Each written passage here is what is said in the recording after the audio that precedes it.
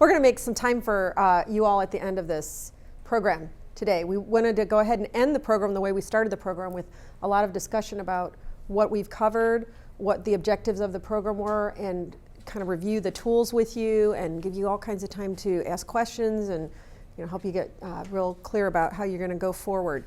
So my section right now is really focusing on the communications that are about two-way support for you.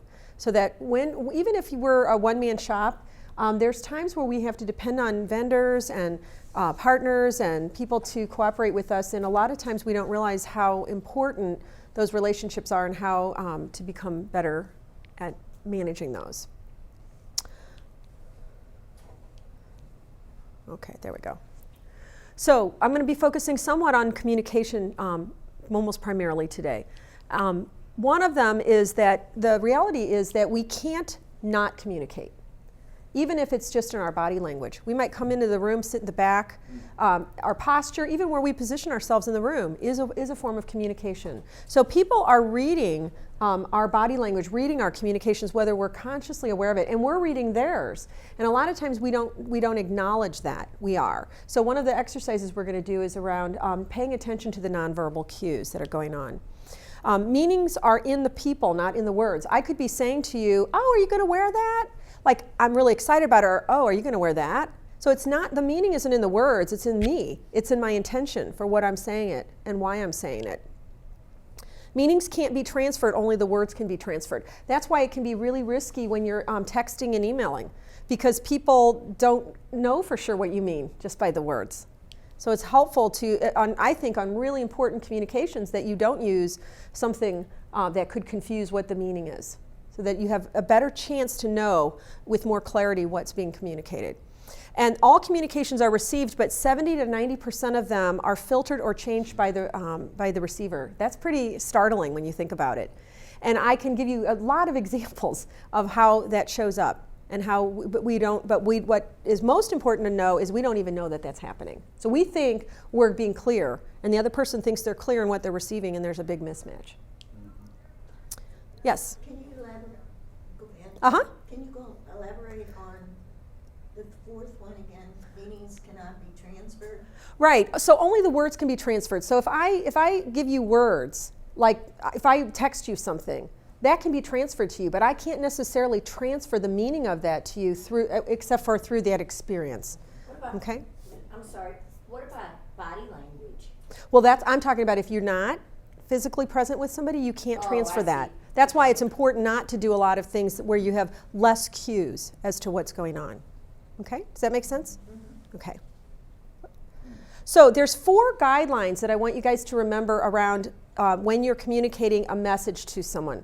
And one of them is to make sure that you're committed to being honest in what you're saying. Now, a lot of people, probably you guys are all committed to being honest, but sometimes we're not as honest as we think because we hold back things that we're afraid to share with people.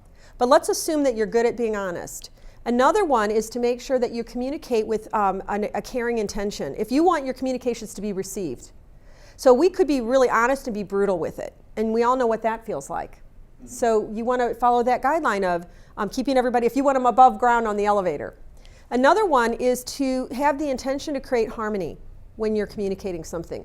And a lot of us would see just the relevance in these 3. But the one that most of us ignore or are not aware of is the importance of making sure that your information is useful to the other person.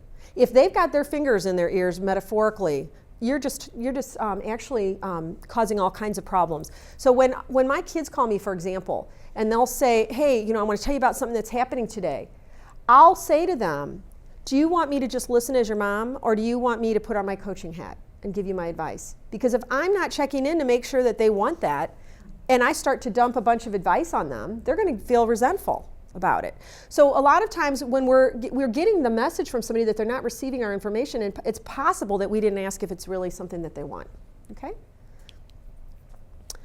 So the function of listening is to understand what the other person's saying, not necessarily agree with it. A lot of people listen to decide whether they can agree with something. It's one of 5 listening styles that we have. So it's really important to understand the distinction of that. Some people don't really care whether you agree with it or not, but they want to be heard. They want to feel that you're connecting with them in that way. So when you have good listening, what it does is it actually builds trust.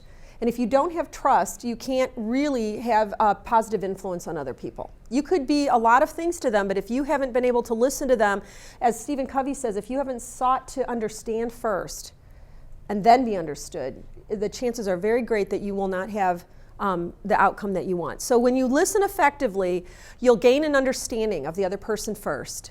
You'll respond more appropriately to them because you're really hearing everything that they're saying. You're able to communicate better with them. You're able to give more support and invite more cooperation with them. And you'll improve the morale, even if it's just between two people. And as a result of that, you'll have an increased commitment between people. One of the things that happens when people are disengaged is they're not committed because there's no reason in their mind of why should I commit? What's the why about this commitment? And so when you have that connection with somebody, that becomes the why. Sometimes it might be that they're not even interested at all in what you're doing or saying, but they're committed to you, the person, because you took the time to connect with them in a more deep, considerate way. So listening is very different from hearing. I think we might have covered this in another section, but it's still worth repeating, is that hearing something physically can often feel to somebody else like blah, blah, blah. So listening is the ability to put meaning to that looks like that got cut off, but to that dialogue and what was presented, okay, and really listening deeply. So what's the cost of poor listening? One of the things that you want to know is there's no such thing as a bad listener. There's only a person that has not learned to be flexible in their listening habits. So one of the things that I'm going to go through is the 5 ways that we listen. And if we're not conscious of how we have preferred ways of listening, then we might not realize, again, like Stephen says, where our blind spots are around the listening. My father when he was dying of cancer, he and my brother had a relationship where they always were combative with each other in a good, fun way. Like they liked debating. And but when my father was dying, he didn't want that kind of communication. And my brother and he were really struggling. And my brother is a very inflexible listener. He wouldn't normally come to me and say, hey, can you help me with this? But he was really desperate, and he came to me and he said, I don't know what to do. I keep getting into the kind of conversations that I always did with Dad, and it's just making him miserable, and I'm feeling bad about it. And so we sat down and we went through the different listening styles and what my dad needed at this time. And my brother adapted. He became flexible, and it created a really beautiful dynamic between them because my father had a different reason for communicating when he was dying than he normally did. And my brother was still listening with an inflexible style. So we'll kind of go into that as we go into the 5 types. First thing I'd like to do, though, is I'd like to do an exercise with you guys. And what this is I'm going to have you imagine like this is the center of the thermometer. And that over there is the back of the thermometer. And then I'm going to stand over here just to indicate about where the thermometer is. And so what I want you to do is I want you to think of somebody right now in your life that you think is getting in the way of your productivity. That you think if I could communicate more effectively, or if I could get more cooperation from them, I would be able to be more productive. Does anybody have something popping in their head? Okay, Stephen, you have one? Okay. Okay. Well, this would want to be with another person. Someone else? Yes, someone else. Oh. My fiance, Rusty. Okay, so what I'm going to have you do is I'm going to have you pick somebody to represent Rusty, and we'll put him on the middle of the thermometer, and that's considered neutral. And what we're going to do is I'm going to give you guys a handout to look at all the possible ways that we could interact with somebody when we're not getting the response that we want from them. So what I'll have you do, Rhonda, is if you don't mind, I'll have you stand up here and be on this end of the thermometer. That person's going to represent Rusty. Okay. And when you communicate with Rusty, if that person doesn't feel swayed to cooperate with you, they're either going to stand on neutral and not move, or they're going to take a step backward to indicate to you that they're even less willing to cooperate, or they'll take a step forward to show that they're willing to cooperate. Now, the person playing Rusty can't say anything out loud. So it's only through the motion on the thermometer that you're going to be. So what it does is it puts the responsibility on you to say, what am I saying and how am I saying it and what am I doing in my communication that is getting this response from the other person? Because what we tend to think is it's all on them. They're not trying, they're not caring, they're not listening. Instead of us going, wow, I've got this feedback right in front of me and I'm not paying attention to it and I'm not making an adjustment for it. So on the thermometer, you'll be the person that's trying to persuade him. and we'll figure out what that particular situation is that you're having trouble persuading him. And he'll be kind of considering whether he wants to cooperate with you or not. And then if he's not feeling good about it, he's going to be moving away. And if he's feeling good about it, he's going to be moving toward you and saying, okay. So who would you like to have represent Rusty? It doesn't have to be a man or a woman. Marilyn? Okay. I'm going to be Rusty. Okay. Okay. So Marilyn, just go ahead and stand at the table here as neutral. And then Rhonda, you want to just stand about right where I've been. And I'm going to give you guys all a handout, including Rhonda.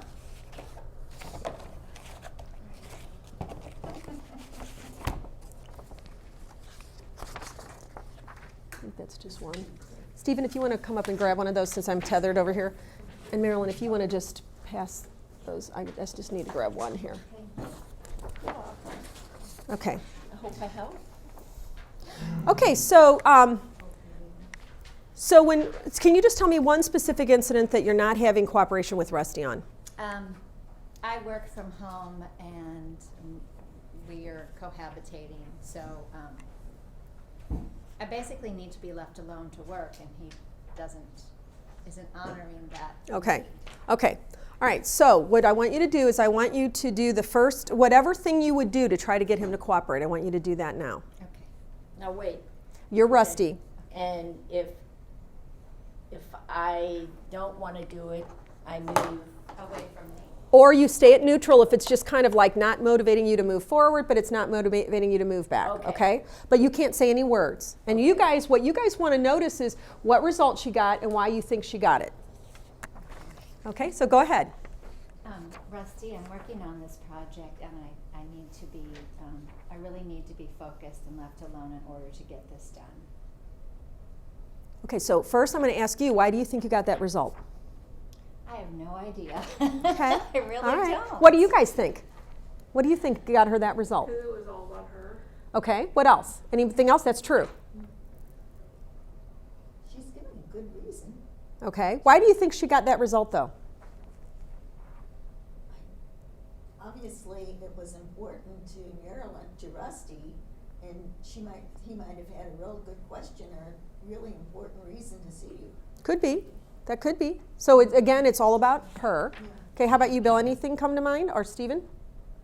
Why she got that result? How about you, Steve? So what I saw is that it felt like, hey, I'm really busy. Could you get out of here? Like it felt sort of, you're sort of annoying me is kind of how it felt emotionally for me. So you can't say anything.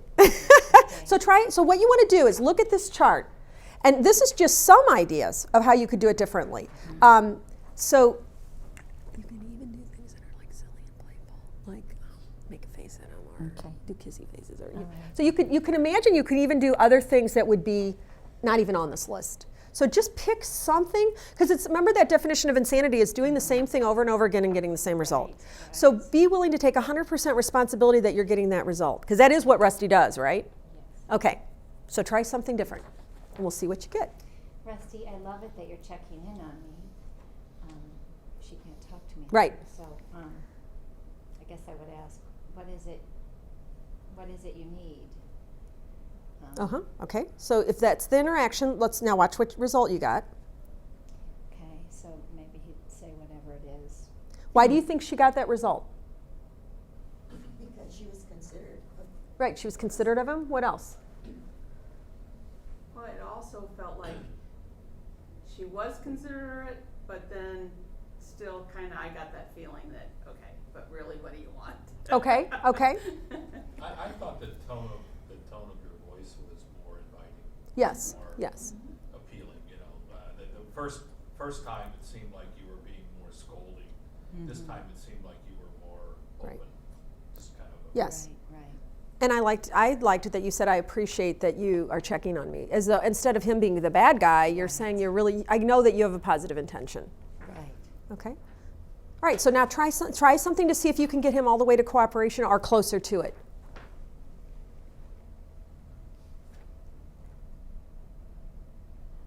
I'm really at a loss. Mm-hmm. I have failed at this so many No, you're doing great. You times. just made progress.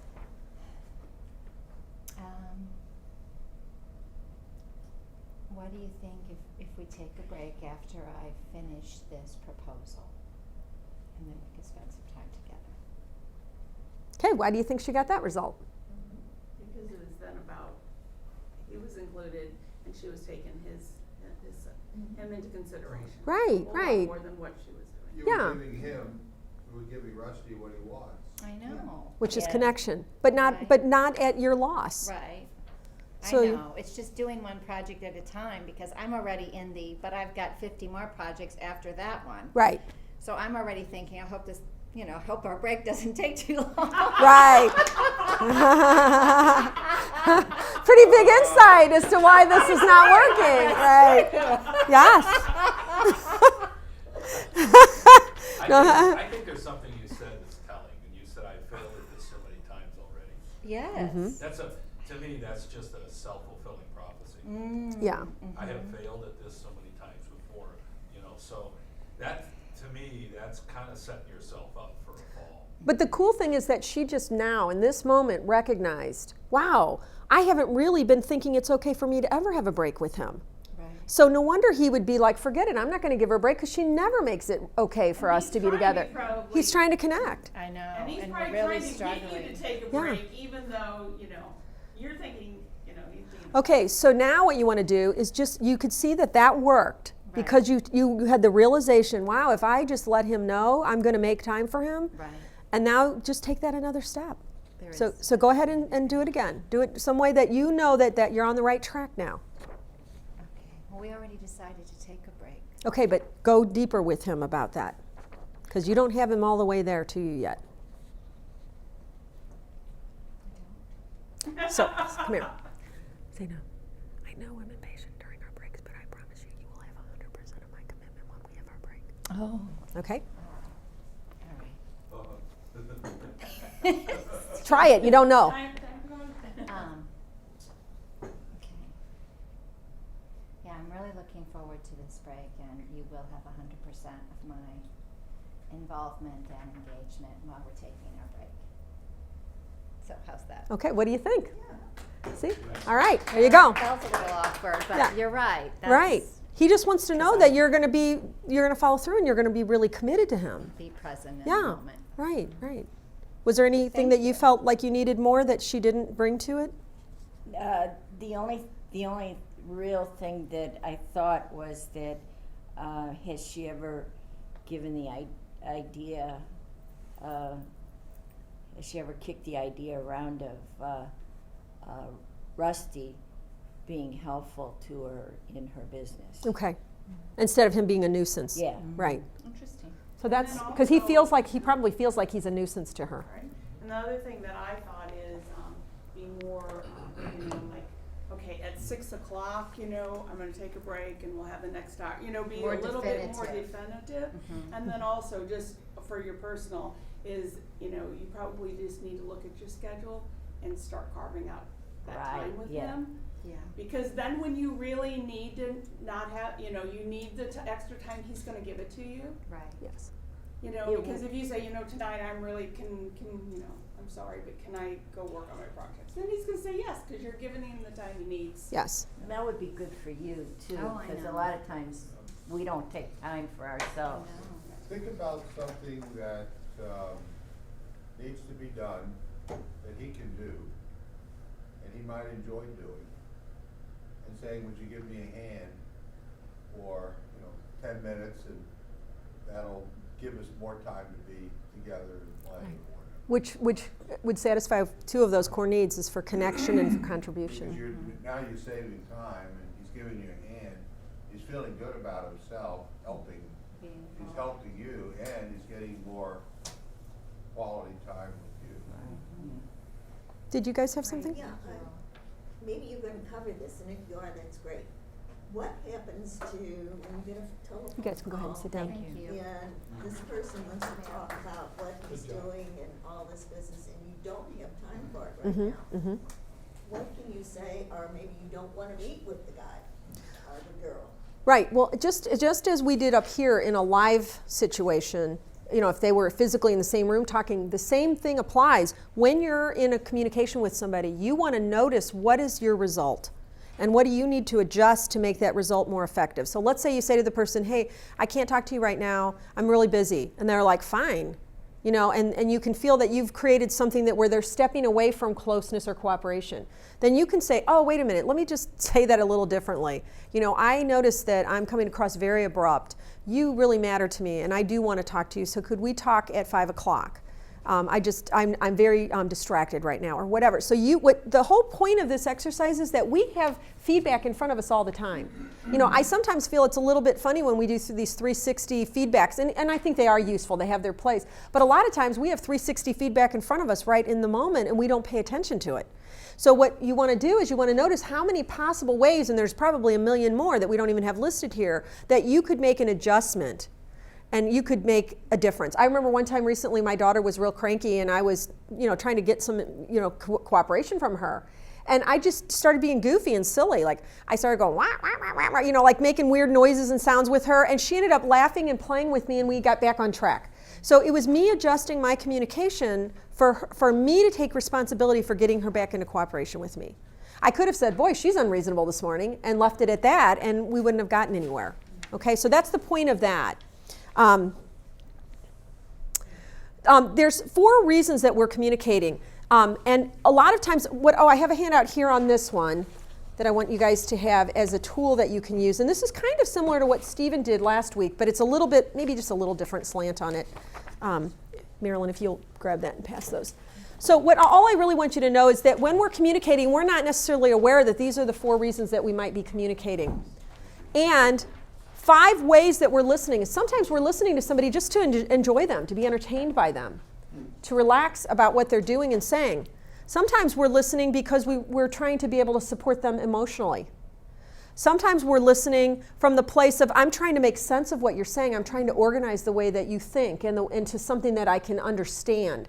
Sometimes we're listening because we're trying to discern what's the next action to take. What are the details? This would be something that maybe a more sequential thinker would be thinking on. How do I get focused? How do I get that complete information so that I can know what to do next? And another person might be listening to decide whether you're right or wrong and whether they agree or disagree or whether they approve or don't approve. This was the one that my brother was in. My brother and my dad, they would actively disagree or agree with each other, and they would like that kind of dynamic with each other. But when my dad was dying, he wasn't trying to persuade my brother. He wasn't trying to inform my brother. He was just trying to express feelings. And my brother was treating it as though it was a debate.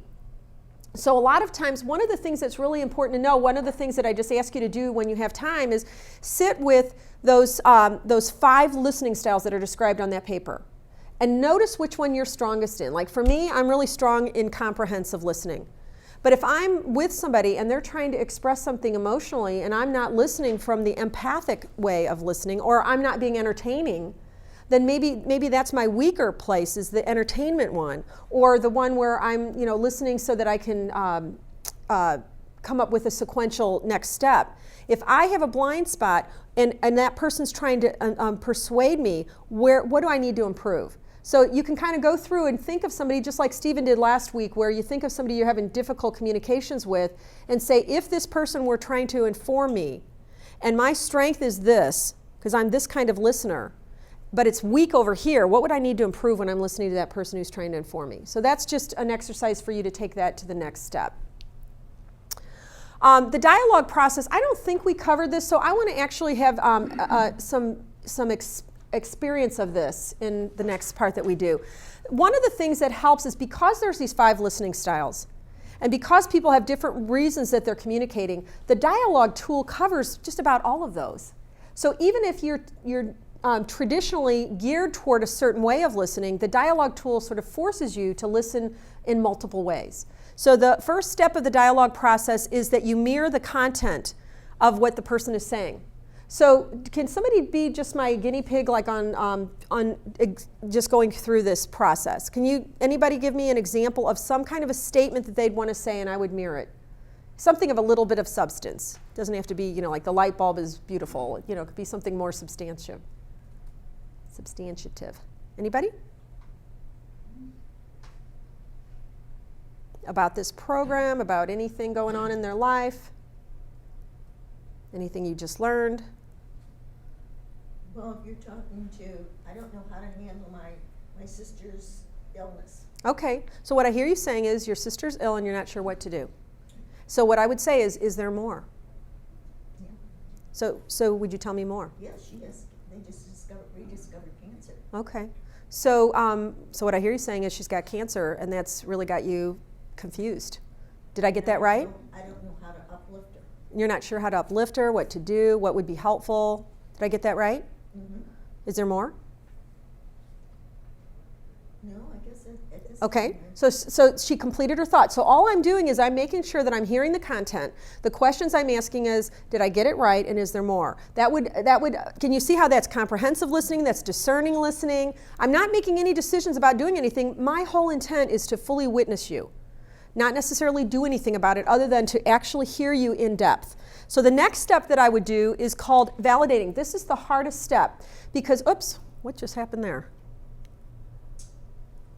So validating is finding and expressing that you understand the logic behind the message. It's not saying, I can understand how you must be feeling, and it's not the same as mirroring the content. It's me trying to understand the way that she thinks about life.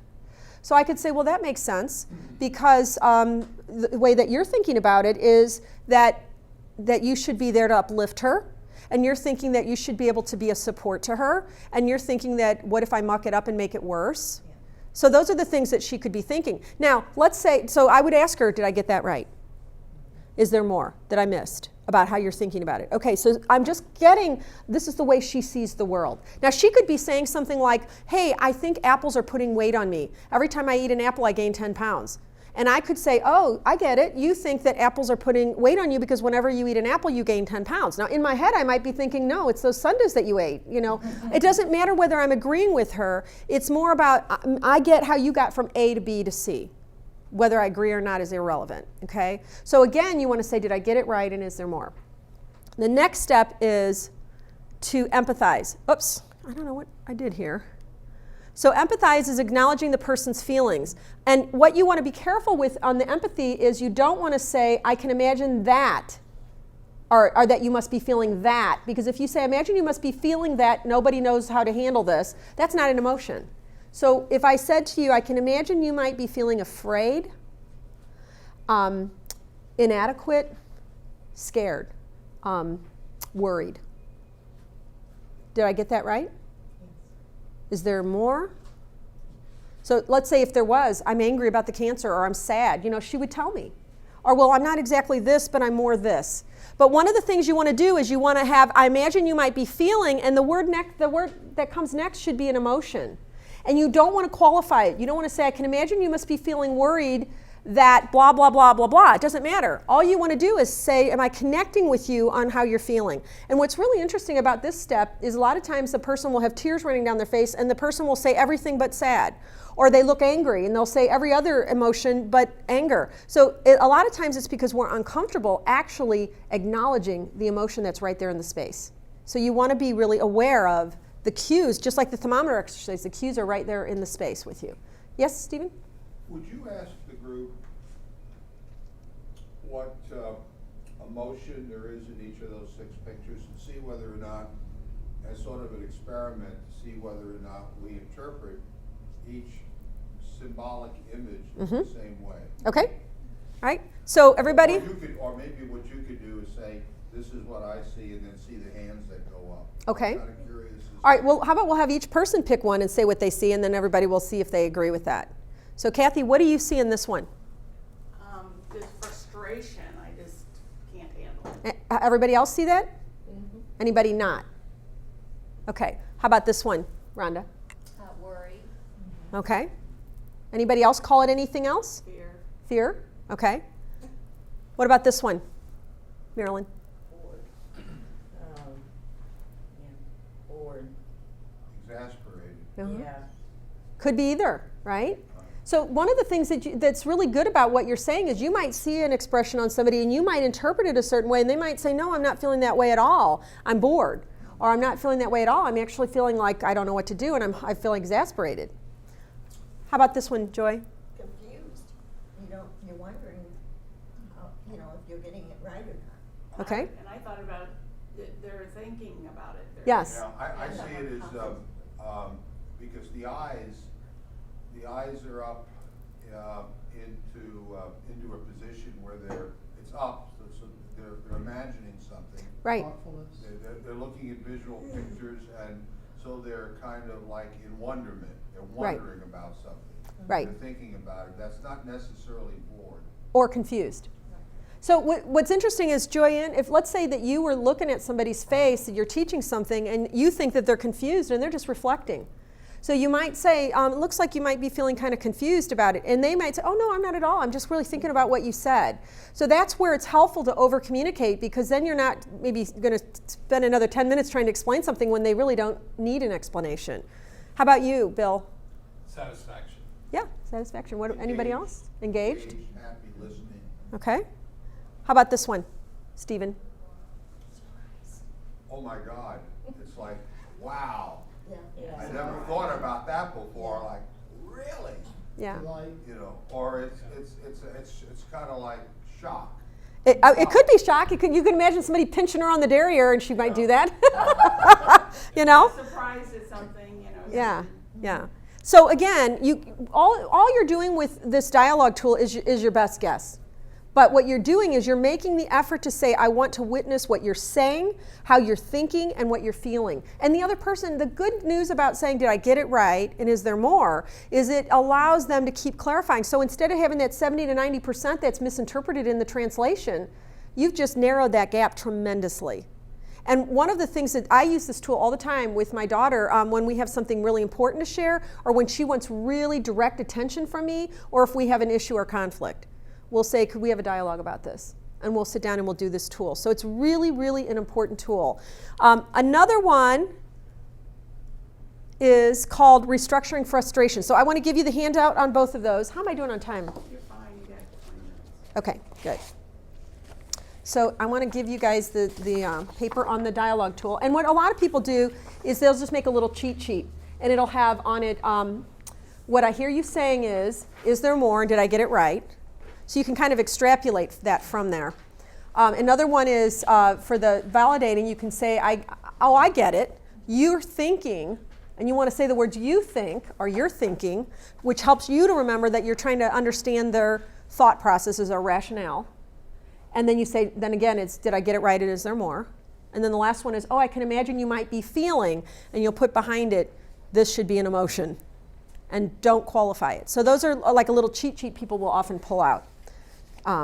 Here's a couple on this next part that we're going to be talking about. Okay. This is one that a lot of us have trouble doing because we don't like to be direct and straightforward when we're frustrated with somebody. We need one more set for Stephen. Oh, yeah, absolutely, do. Anybody have somebody that's doing a behavior that they really are frustrated with and they can't seem to get this person to stop doing their behavior, or they don't know how to approach them? Anybody have that going on? Marilyn? Kathy's indicating you might have one, Marilyn. Do you have somebody that you're frustrated with their behavior? Something that they're doing? And if you don't want to share, that's okay too. So I'm going to start going through the process that you would do with this, and then if something comes to mind, I'd like to have somebody demonstrate this with me. The first step is, I don't like it when. So this is, let's say in this step you state a specific behavior that you don't like. For example, I don't like it when you're always late. Okay? That's the statement of the behavior. If you said, I don't like the way you're treating me, and you really mean I don't like it when you're always late, can you see how that's too global? The person doesn't know how to even get focused around, I don't like how you're treating me. I don't feel respected by you, right? But if you say, I don't like it when you're always late, it's very clear what behavior you're saying that you don't like. Now the second step is the hardest one, because what we think it means about what I desire is, we think it means I desire you to change your behavior this particular way. That's not what the desire step is. The desire step is, the reason I don't like this is I want more respect between us. The reason I don't like this is because I want you to care about time. I want you to get good with time. So it's not, I want us to feel mutual respect. So the desire is, you state your overall desire. For example, I want you to be more reliable about time. I want you to be more reliable in your communications. I want us to feel like we understand each other better. I want us to feel respect. Do you see how that's different? You haven't yet asked for a specific change in behavior. The third step is to say, is to request a behavior change. So what that is you state specific behaviors that you want different. Like, I want you to call when you're going to be more than 15 minutes late. Are you willing to do that? I want you, when we go to a movie, I want you to be ready to leave early enough so that we can arrive before the previews start, because I like watching the previews. When we're going to go somewhere, will you make sure that you prepare to be ready an extra 10 minutes before it's time to walk out the door? Or allow for traffic or whatever. So do you see how you might have 4 or 5 of them that are behavior change requests? Now the other person has the right to say yes, no, or negotiate a third option with you. But you're going to feel better by saying, I don't like this behavior. What I really want between us, or what the desire is that I want, is this. And here are the things that I'd like you to specifically change. Are you willing? And they might say, well, I'm willing to call you when I'm going to be 15 minutes late. But I'm not willing to go to the movies, in time for the previews. I just don't care enough about them, and I don't care that you care about it, or however they're being about it. So then in that case, you might say, well, that's okay, then I'll take my own car and we'll drive separately. So do you see how it's not about necessarily getting them to agree, it's about being able to speak what you want, and that in itself is very powerful. So does anybody have an example now based on the steps that we just went over? Anybody doing anything frustrating? I have a sister,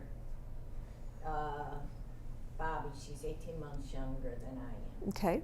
And we took care of Mom for a long time when she got older, okay? I think it was about 9 years. And now my sister Bobby has a daughter and a granddaughter that moved in with her. And all she does is complain about them and their activities. Okay. They don't help around the house. They don't pay rent. They just, and they're not friendly. Okay, so not willing to.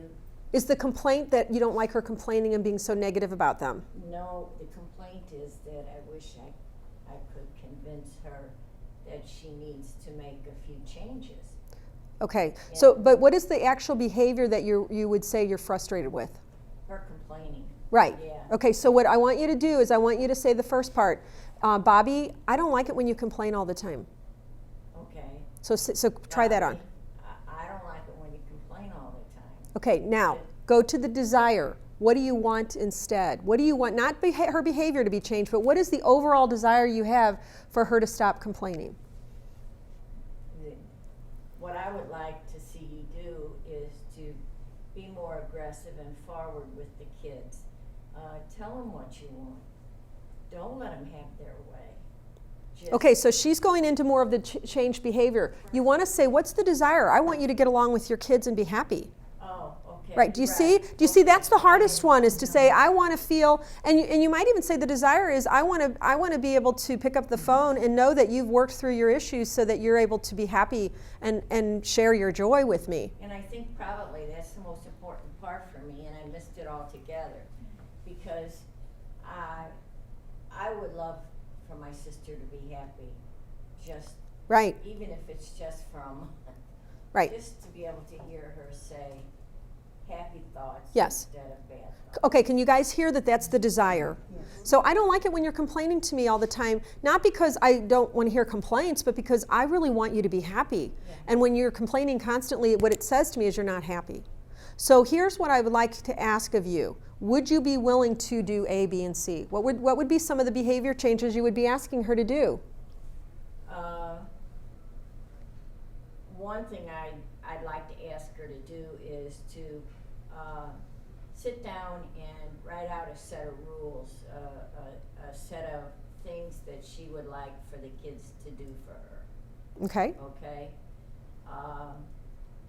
Then I'd like for her to sit down with the kids and talk to them about her feelings, what she wrote on that piece of paper, and to probably try and get their ideas of why they don't want to Okay, do that. so I'm going to respond to in a couple ways to what she's doing, because one of the things you're doing is you're assuming that she would want your advice, which, remember in the beginning I said you don't want to offer advice unless it's truly useful to the person. So what you want to focus on is what is the change behavior that you want that's about her and you. So it might be, Oh. I would like for you, so it could be that you would say, go ahead, do you have one in mind? No, it just, light bulb went off. That's what I should have thought of instead of thinking what I did. Yeah, you're right, 100%.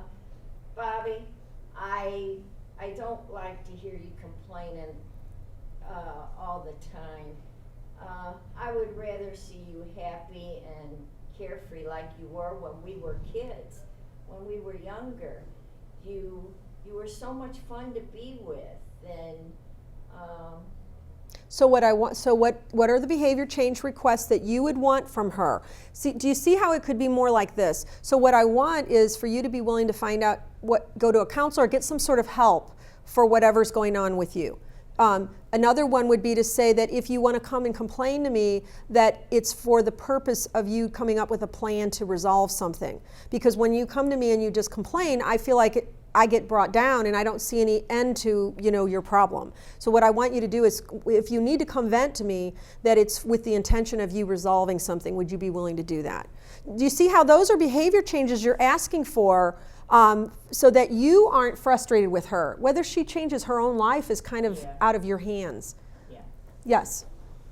If Bobby were my sister, I'd say, Bobby, when we get together and have a conversation, what I really, really want is I want to hear 5 minutes of good things that are happening to you, Yes. what you're grateful for, or any happy memories of our childhood. Yes. That could be a 5 request. minutes, I would really, really want that. Are you willing to do that? Yes. And what I want to is I want to go out, have girls' night out once a month. Yes. Every Wednesday, it's our night, and we're just going to play, and I want to just play like we did Yes. 30, 40 years ago. Yes. That's one That's of the really things what that I are want. missing, because we used to do that all the time. Yes. We'd go out, Yeah. we'd go out for birthdays, we'd go out once a month just for lunch. Yes. All of us, and Yes. So do you see how it goes from, I don't like it when you're always complaining, I really want you to be happy, and I want to feel happy with you. I want us to feel happy when we're together, whether it's on the phone or whatever. So what I would like is to ask for you to do a girls' night out once a month where we don't talk about any problems. I would like for you to, when we talk on the phone, to give me 5 minutes of things that you're really happy about, or whatever. So those would be, do you see how that's a change behavior? And what you want to do is when you ask for those, you want to say, you want to pause between each one and say, would you be willing to do that? And let's figure out, so when will we get this on the calendar? So then do you see how you're asking for a behavior? And they may say yes, they may say no, or they may come up with a third option. Maybe they'll say, well, I don't want to do it every month, but I could do it every other month, or whatever. But you're actually asking for things to change. Any questions about this? Okay. Okay, the last thing I wanted to talk about is how to have effective meetings with people, whether it's your vendors, your clients, your prospects. And some of these things will feel like they don't fit, but I want you to kind of just go with the nature of what you're doing. Oops, did I give you the wrong one? Two Oh, pages. I did. I gave you the wrong. So it should be 2 pages for each person. I forgot to staple those. There you go. And here, Marilyn, I'll give you the rest of those to sort. okay. Yep. I'll get one of them. Yeah, I here's. got one. Here. Oh, thanks. Anybody else not have one? And Steve, there's an extra copy for you too if you want any of this. You got 2 pages? Okay. So whenever you are, He's got two. now some of this is not going to apply if you don't regularly meet with people. But like for Rhonda, for example, it would be really helpful to use all of these guidelines. The very first thing you want to do is when you establish that you're going to do meetings, make sure you have some agreements in place about how you're going to do them. Especially if there's things like people interrupting each other, or people not sticking to the agenda, or people talking on side conversations, all kinds of things like that. So you want to decide together how you're going to create something that really works. What I usually recommend is that if you're with people on a regular basis, that you share in the leadership of this. That, like for you, Rhonda, that would mean that everybody would understand how to run the meetings, everybody would take turns running the meetings. Not only does it allow them to have an opportunity to contribute and to be empowered, they're going to bring their own learning and communication styles to the table, which is going to add variety and bring more, more to it, and give you a break from having to do all of that work. So the first thing you want to do in any meeting with somebody, and Bill is a master at this, is express appreciation and recognition. I love that. Like, I always feel like when we sit down together, that happens, and it always makes me feel like I'm in this in the penthouse, to put it. So most of the time we ignore this. We sit down and we immediately launch into all kinds of problems and things instead of saying, hey, I just want to recognize how much it means to me that you all come together and blah, blah, blah. So the other thing is that you want to remind yourself and other people of the mission, the values, and the vision. So like when we're doing E for E, we're working at making sure that we say the mission of E for E is this. And here's the way we're going to operate. And I do it in my own life. When I'm with somebody, I'll say, yeah, my purpose is to help create a world where people love their lives. Because it helps put me in the mindset of that's what I'm here to do. It helps them also get on the same page with that. So if your company, Rhonda, was, we're going to help create beauty everywhere we go or something, you're reminding them that in this meeting we're going to do the same. And the way that we operate to do that is we're in service, we're humble, we're whatever, and it just reminds people, just recenters them in who they are.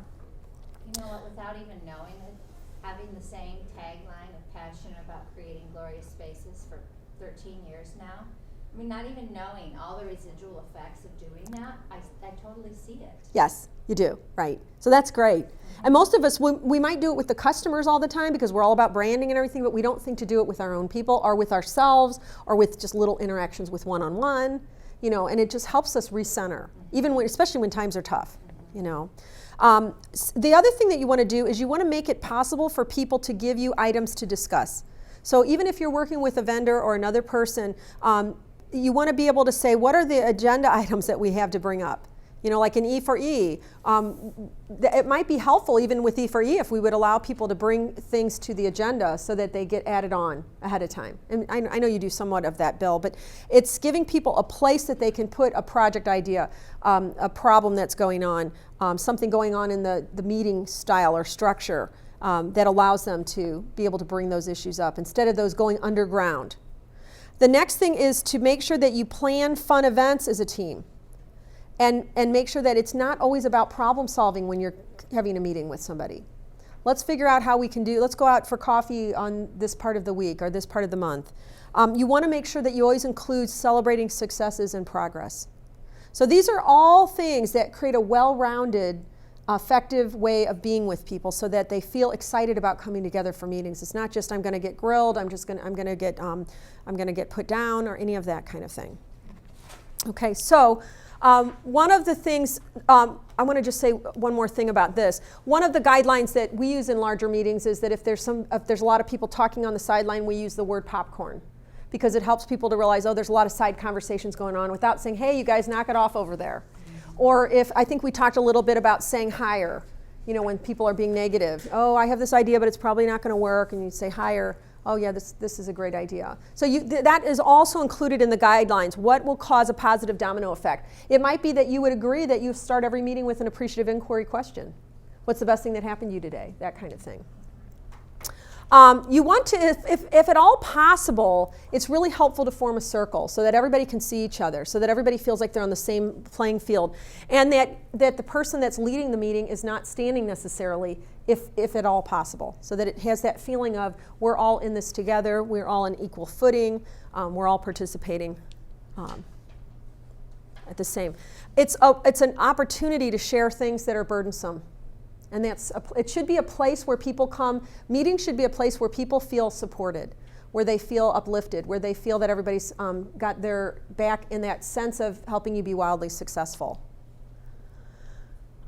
We talked a little bit about this. Making the deposits into the emotional bank accounts will earn high returns. We don't realize how often we don't say things that we appreciate. I remember we did this exercise one time at this one school, and the guy that was the janitor, he started crying. He said, nobody's ever told me those things about how important I was to the process.